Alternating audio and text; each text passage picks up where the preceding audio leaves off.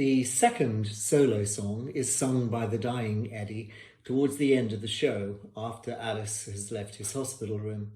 One of the criticisms of the show from some gay activists was that Eddy wasn't a strong gay hero, but my intention was that he was more a typical man of his times and still a hero for not giving in to a society where his sexuality was illegal, and violence against people like him was too often taken as something they deserved. He was also real in terms of many older men that I'd talked to. On the first night, a man from Sheffield, perhaps a little older than me, came up to me and said, "You wrote it, didn't you?" I nodded, and he went on, "But my friend and I couldn't believe that they could have had a friendship all that time without carnal knowledge." The only thing I could reply was that I could believe it, have now and always have had close relationships, friendships with women without carnal knowledge. The next night I was in the loo at the interval and realised that that same man was standing at the next urinal. I said, "Excuse me asking, but weren't you in last night?" And he looked slightly sheepish and said, "We missed the beginning." After the show, he came up to me again, and I've never seen anyone in the theatre who'd clearly been crying so much. And during the run of Just Good Friends, it was clear to me that a lot of theatre-loving men in the audience were actually seeing themselves portrayed on stage for the first time. I had an offer of a production of the show at a college in the USA where I'd worked, but the director wanted me to cut Eddy's song because he said it made the character sound like a whore. I refused to cut the song, and that production didn't go ahead. When I wrote this, I'd imagined the character to be in his early 70s. The 6th of September 2022 is my 73rd birthday and the 40th anniversary of the opening of Just Good Friends at the Cockpit Theatre. This is Eddy's song, which is originally powerfully sung every night by Carl Lewis, who you can see in this picture.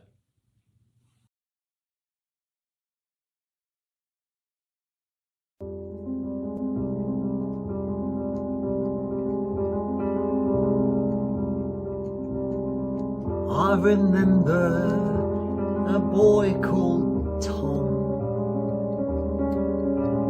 short but handsome, with lovely eyes. I remember a man called Justin, quite outrageous, with hennaed hair. And everywhere in the 30s this was, they stared. How they stared, but he didn't care.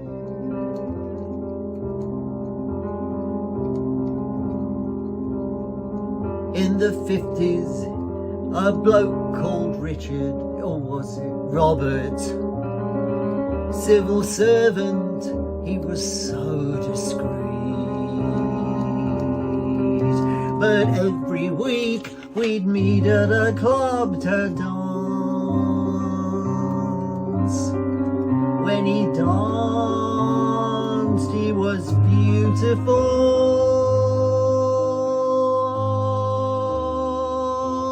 How we danced. Was I in love with him?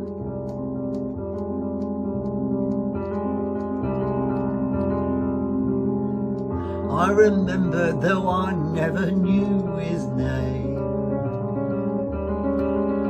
a man not good looking, not a man to write home about. But one evening in June 43 or so, in a pub we were both quite drunk, so all that night in the heath in the moonlight I held him close, undisturbed by the noise of raids or a thought of war. All the night in the warm summer air till the dawn broke through. can feel him now.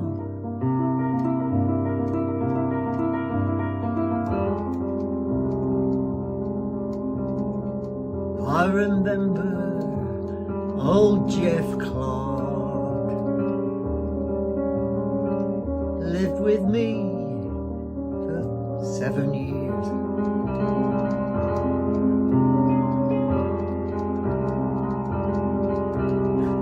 I remember a man called Gray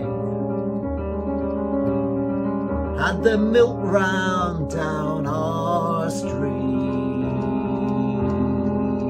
and one weekend he finished his round with me. For a week I had so much grief.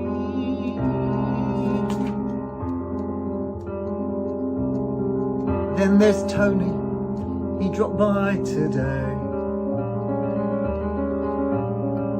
Hadn't seen him for several weeks. Brought some snaps of the week we had in France. One of them, he was au naturel. Oh, he's so young, he's so loving and gentle and such a friend. All that week I felt very loved when he'd hold me close. All that week we were lovers as well as the best of friends. He's such a friend.